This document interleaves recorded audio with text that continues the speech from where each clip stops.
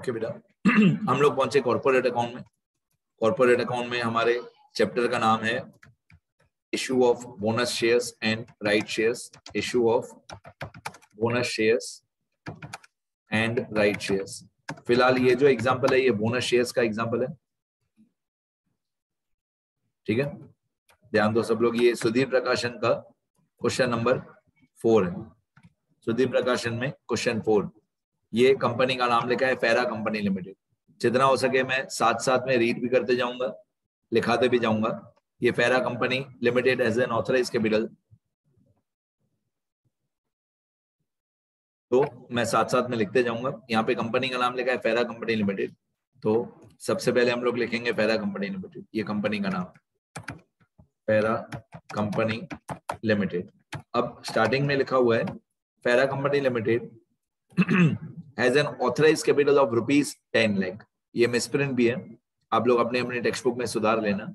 ये text book में 1 लाख लिखा हुआ है, पर आप इसको 10 लाख कर दोगे और यहाँ पे रुपीज होना चाहिए, ₹10 लाख।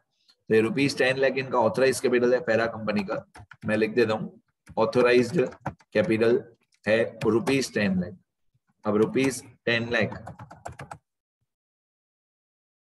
ठीक है। फिर आगे क्वेश्चन में लिखा हुआ है divided into equity share of 100 each, मतलब 100 रुपए हमारे शेयर की फेस वैल्यू है, divided into equity shares of ₹100 each. तो मैं ऐसा लिखूंगा कि अगर 100 रुपए का एक शेयर है तो हम 10 लाख रुपीस को डिवाइडेड बाय 100 कर देंगे, तो हमारे नंबर ऑफ इक्विटी शेयर्स आ जाएंगे। हमारे नंबर ऑफ इक्विटी शेयर आ जाएंगे 10,000 शेयर्स। तो ये हमारी कंपनी के शेयर्स हैं, ऑथराइज कैपिटल है। आपको मालूम है लाइफ टाइम ऑथराइज कैपिटल की कभी भी कोई भी एंट्री नहीं होती है। कोई भी जिंदगी में आपके चैप्टर हो अकाउंट्स का, ऑथराइज कैपिटल की कभी भी कोई भी एंट्री नहीं होती है। तो 10 लाख रुपीज ऑथराइज कैपिटल है। आगे फिर लिखा हुआ है the issued equity share capital of the company was ₹4,80,000। ये इशूड कैपिटल है 4,80,000। तो इशूड कैपिटल अगर दिया हुआ है 4,80,000 रुपीज, ठीक है। तो मैंने आपको थियरी वाले पेजेस में बताया है कि जब इशूड कैपिटल दिया हुआ हो तो नंबर ऑफ शेयर्स कैसे निकालते हैं। तो हमारा नंबर ऑफ इक्विटी शेयर्स निकालने का फॉर्मूला होता है जब इशूड कैपिटल दिया हुआ। अगर इशूड कैपिटल दिया हुआ है तो हम लोग उसको क्या करते हैं, इशूड कैपिटल को डिवाइडेड बाय फेस वैल्यू पर शेयर करते हैं। अगर हमको number of shares find out करना है, जो कि फाइंड आउट करना बहुत जरूरी है, तो इशूड कैपिटल दिया हुआ है तो divided by face value, paid up capital दिया हुआ है तो divided by paid up value पर शेयर। और अगर issued and paid up capital दिया हुआ है, issued and paid up capital दिया हुआ हो तो divided by paid up value पर शेयर। ये मैंने थियरी वाले लेक्चर्स में भी बताया। आगे फिर लिखा हुआ है क्वेश्चन में the issued equity share capital of the company was ₹4,80,000 divided into shares of ₹100 each, ₹80 पर share called up and paid up. मतलब हमारे शेयर की फेस वैल्यू 100 है और पेड अप वैल्यू 80 है। तो ये भी मैं यहाँ पे लिख देता हूँ 1-2 लाइन इंसर्ट करके कि हमारे शेयर की फेस वैल्यू, हमारे शेयर की फेस वैल्यू पर शेयर है 100 रुपीज, लेकिन हमारे शेयर की paid up value 80 rupees per share. ये फेस वैल्यू हो गया। अब हमारे शेयर की paid up value, paid up value पर शेयर 80 रुपीज है हमारे शेयर की। तो अगर हम लोगों को इश्यूड कैपिटल दिया हुआ है 4,80,000, तो हम उसको डिवाइडेड बाय फेस वैल्यू करते हैं। तो 4,80,000 divided by 100 rupees, 4,80,000 divided by 100 rupees, तो हमारा नंबर ऑफ इक्विटी शेयर्स आ जाएगा। और ये सही आना जरूरी है, इसके बेस पे बहुत सारी कैलकुलेशन होती है। तो ये आएगा 4,800 शेयर्स। अगर आप इसको डिवाइड करोगे तो हमारी कंपनी के नंबर ऑफ शेयर्स आएंगे 4,800 शेयर्स। ये बहुत इंपॉर्टेंट है। आगे फिर लिखा हुआ है a sum of ₹4,32,000 was capitalised out of general reserve. मतलब हमने जनरल रिजर्व में थे 4,32,000 रुपीज निकाले, ठीक है। ये भी मैं लिखते जाता हूँ, मैं हर एक छोटी से छोटी चीज जो क्वेश्चन में दी हुई है मैं लिखते जाता हूँ। तो amount taken out of general reserve, हमने जनरल रिजर्व में से कितना पैसा निकाला, 4,32,000। इतना पैसा हमने जनरल रिजर्व में से निकाला। मैं आगे एक लाइन ड्रॉ कर देता हूं हमने जनरल रिजर्व में थे 4,32,000 रुपीज निकाला। इस 4,32,000 रुपीज में से आगे मैं बता दूं थोड़ी स्टोरी। इस 4,32,000 रुपीज में से हम लोग बोनस देंगे और दोनों टाइप से हम बोनस देंगे, ऐसा क्वेश्चन में बोला हुआ है, सुनते रहना। हमने जनरल रिजर्व में थे 4,32,000 रुपीज निकाले। A sum of rupees 4,32,000 was capitalized out of general reserve, and out of the amount so capitalized, directors were authorized to first to declare a bonus dividend to make the shares fully paid up. मतलब to convert the partly paid up shares into fully paid up shares. मतलब हमारा bonus देने का second method. अब लिखा हुआ है कि जो पार्टली पेड अप शेयर्स हैं उनको फुली पेड अप बना दो। तो हमारे जो नंबर ऑफ शेयर्स हैं वो है 4800 शेयर्स। नंबर ऑफ शेयर है 4800 शेयर्स। पार्टली पेड अप कितना? फेस वैल्यू है 100 रुपए, उससे पेड अप है 80 रुपीज। तो बाकी अनपेड या अनकॉल्ड हुआ 20 रुपए फाइनल कॉल वाला। तो फाइनल कॉल का 20 रुपए जो हमको शेयर होल्डर से लेना बाकी है, वो हमने अपने शेयर होल्डर्स को बोला कि आपका डिस्काउंट 20 रुपीज 4800 शेयर्स पे।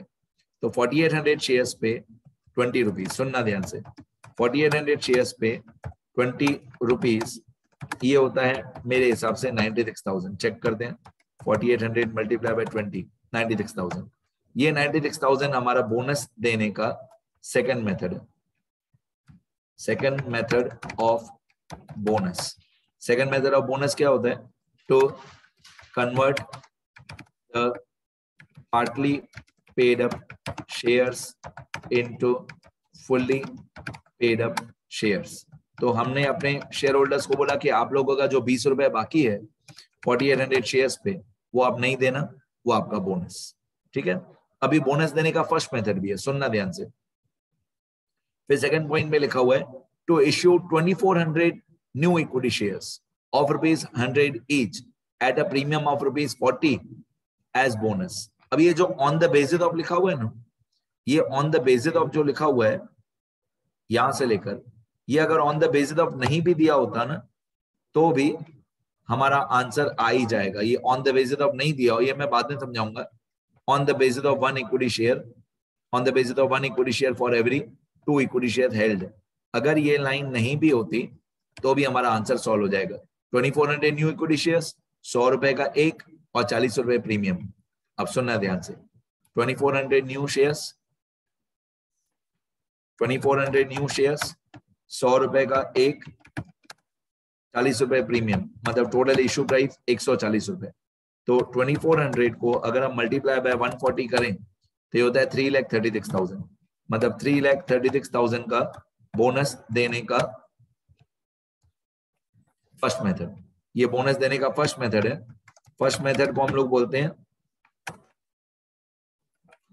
To issue new fully paid up, to issue new fully paid up equity shares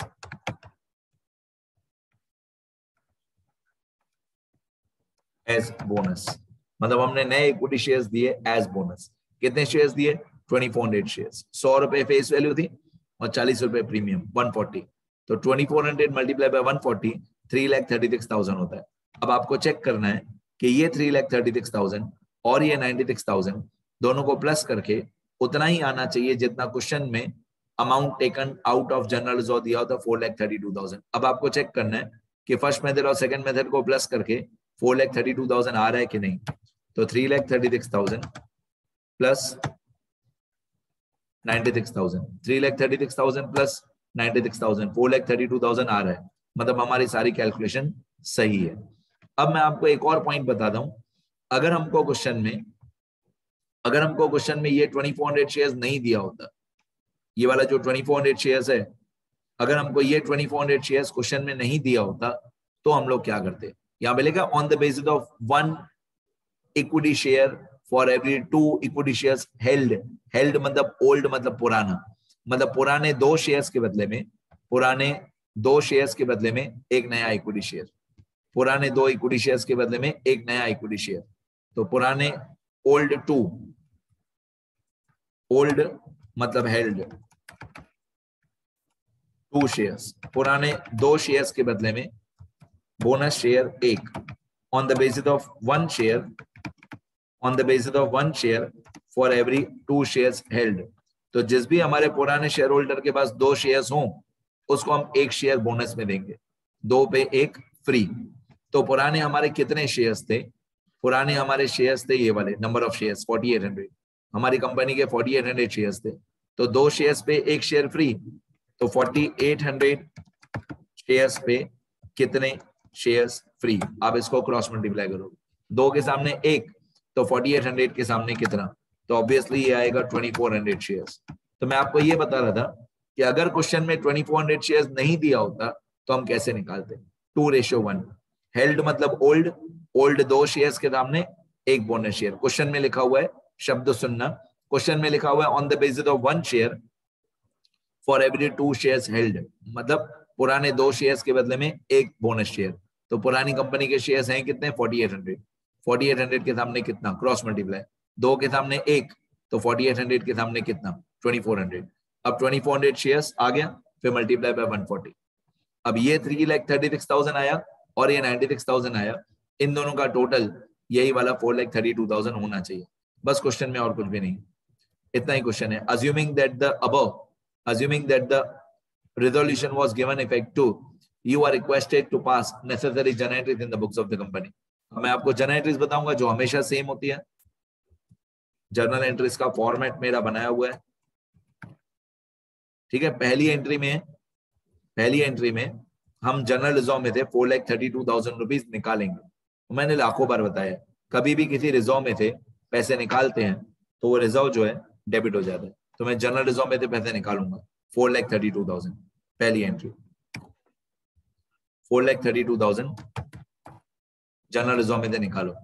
तो general reserve account debit to, और एक नए रिजर्व में लेके जाओ, नए रिजर्व का नाम होता है to bonus to share holders account. मतलब 4,32,000 हमने जनरल रिजर्व में से निकाले, जनरल रिजर्व हो गया डेबिट, और एक नए रिजर्व में डाल दिए बोनस टू शेयर होल्डर्स में, ठीक है। Being necessary amount transferred to bonus account, मतलब बोनस वाले रिजर्व में हमने नेसेसरी अमाउंट ट्रांसफर कर दी। चलो सेकंड पॉइंट, फिर पहली लाइन में पहली एंट्री में हमने जनरल रिजर्व में से पैसे निकाले, बोनस में डाल दिए। अब हम बोनस में से पैसे निकालेंगे, ये वाले 3,36,000 बोनस वाले रिजर्व में से पैसे निकालेंगे 3,36,000, और नए इक्विटी शेयर्स इश्यू करेंगे 2,400 शेयर्स। मल्टीप्लाई बाय डायरेक्टली 140 नहीं करेंगे, हम क्रेडिट साइड पे क्या करेंगे, 2,400 मल्टीप्लाई बाय 100 वो हमारा कैपिटल होगा, और 2,400 मल्टीप्लाई बाय 40 वो हमारा प्रीमियम होगा। मतलब डेबिट में लिखेंगे 3,36,000 के पहले हमने बोनस वाले रिजर्व में से पैसे निकाले 3,36,000, ये 3,36,000 हमने बोनस वाले रिजर्व में से पैसे निकाले, तो बोनस टू शेयर होल्डर्स जो रिजर्व है ये अकाउंट हो जाएगा debit, bonus to share holders account debit 3,36,000 to equity share capital, ये नए शेयर इशू कर दिए कितने 2,400 शेयर्स मल्टीप्लाई बाय 100 रुपए का एक शेयर का कैपिटल, तो 2,400 शेयर्स पे 100 रुपए होता है 2,40,000, ये हो गया to equity share capital. To security premium, to security premium, अब सिक्योरिटी प्रीमियम में कितना आएगा ध्यान से सुनना, आप सिक्योरिटी प्रीमियम भी बोल सकते हो और सिक्योरिटी प्रीमियम रिजर्व भी बोल सकते हो। तो सिक्योरिटी प्रीमियम अकाउंट 2,400 शेयर्स पे 40 रुपीज हमारा प्रीमियम था, 2,400 शेयर्स पे 40 रुपीज प्रीमियम था, तो ये आएगा 2,400 मल्टीप्लाई बाय 40, 2,400 मल्टीप्लाई बाय 40, ये आएगा 96,000, और 2,40,000 और 96,000 इन दोनों को प्लस करके यही आना चाहिए 3,36,000, ठीक है। ये फर्स्ट मेथड वाला बोनस हमने दे दिया। Being new equity shares issued as bonus, being new equity shares issued as bonus, ये फर्स्ट मेथड वाला बोनस हो गया। फर्स्ट मेथड में 2 ही एंट्री होती है, पहली एंट्री होती है जनरल रिजर्व टू बोनस, दूसरी एंट्री होती है bonus to equity share capital to security premium. First method में 2 ही एंट्री होती है, ठीक है, वो दोनों एंट्री हो गई। अब सेकंड मेथड में 3 एंट्रीज होती है। सेकंड मेथड में 3 एंट्रीज होती हैं। उसमें जो पहली एंट्री है जनरल रिजर्व टू बोनस, वो तो हो गई। मतलब इस 4,32,000 के अंदर फर्स्ट मेथड वाले पैसे भी हैं, फर्स्ट मेथड वाला 3,36,000 वो भी इसके अंदर आ गया, और सेकंड मेथड वाला 96,000 रुपीज वो भी इसके अंदर आ गया। मतलब 4,32,000 के अंदर दोनों मेथड की अमाउंट का टोटल है 4,32,000 के अंदर। तो जो ये पहली एंट्री है जनरल रिजर्व टू बोनस, उसमें फर्स्ट मेथड की भी पहली एंट्री हो गई और सेकंड मेथड की भी पहली एंट्री हो गई 4,32,000 के अंदर। ओके, अब फर्स्ट मेथड में टोटल 2 एंट्री होती है। पहली entry general reserve to bonus, दूसरी entry bonus account debit to equity share capital to security premium. Done. Second method में 3 एंट्रीज होती हैं। सेकंड मेथड में 3 एंट्रीज होती हैं। पहली entry general reserve to bonus, वो तो हो गई इसके अंदर ही 432 के अंदर ही। दूसरी entry when final call becomes due. आपको मालूम है जब फाइनल कॉल ड्यू होगा तो एंट्री होती है equity share final call account debit, equity share final call account debit to equity share capital account. कितना फाइनल कॉल का पैसा था? 96,000। Equity share final call to equity share capital, ये final call due हुआ। Being the final call becomes due, being the final call becomes due. और उसके बाद final call receive होता है चौथी एंट्री में। अब जब फाइनल कॉल रिसीव होता है तो हम लोग ऐसे लिखते हैं bank account debit to equity share final call.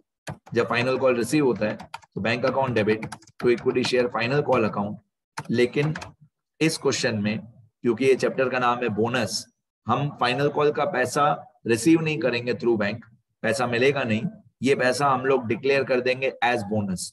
तो बैंक की जगह पे बोनस, बाकी सब सेम। हमारी फाइनल कॉल की 2 एंट्री क्या होती है? एक फाइनल कॉल टू कैपिटल, एक बैंक टू फाइनल कॉल। बस बैंक की जगह पे हमको लिख देने का बोनस। तो bonus to share holders, bonus to share holders account debit, bonus to share holders account debit to equity share final call 96,000 being final call not received, being final call not received and declared it as bonus। मतलब final call हमने bonus में दे दिया, पैसा receive नहीं किया final call का। तो ये 4 एंट्री हो गई। पहले मेथड की पहली 2 एंट्री होती है 1 और 2, दूसरे मेथड में 1, 3 और 4। तो दोनों मेथड की एंट्री हो गई हमारी, लास्ट में ग्रैंड टोटल और हमारा आंसर कंप्लीट हो गया। मतलब इसमें दोनों मेथड कंबाइंड थे। और सबसे इंपॉर्टेंट स्टेप कौन सा था? सबसे इंपॉर्टेंट स्टेप था नंबर ऑफ इक्विटी शेयर सही आना चाहिए। जो मैंने 4,80,000 को डिवाइडेड बाय 100 किया था वो सही आना जरूरी है। अब मैं टोटल करूंगा चारों एंट्रीज का, तो 4,32,000, 3,36,000, 96,000 और 96,000, तो इन सबका टोटल आ रहा है 9,60,000। डेबिट का टोटल, क्रेडिट का टोटल भी 9,60,000। ठीक है, डन। यहां तक ही हमारा आंसर। मैं बाकी सारी लाइंस मिटा देता हूँ एक्स्ट्रा, एक बार स्क्रॉल कर देता हूँ, लिखना अच्छे से, कैलकुलेशन वर्किंग नोट अच्छे से लिखना। ये मेरा नाम और नंबर है।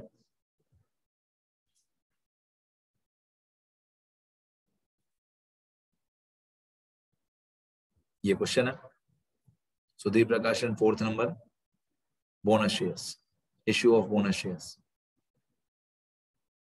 ये आंसर है, फेरा कंपनी। ये वर्किंग नोट्स इंपॉर्टेंट है, लिखना अच्छे से।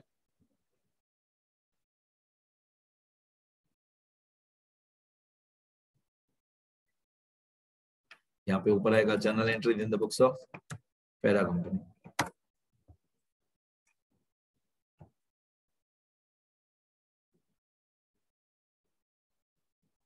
ये पहली 2 एंट्रीज, ये दूसरी 2, बस यहां तक किया। ठीक है, देखो सर,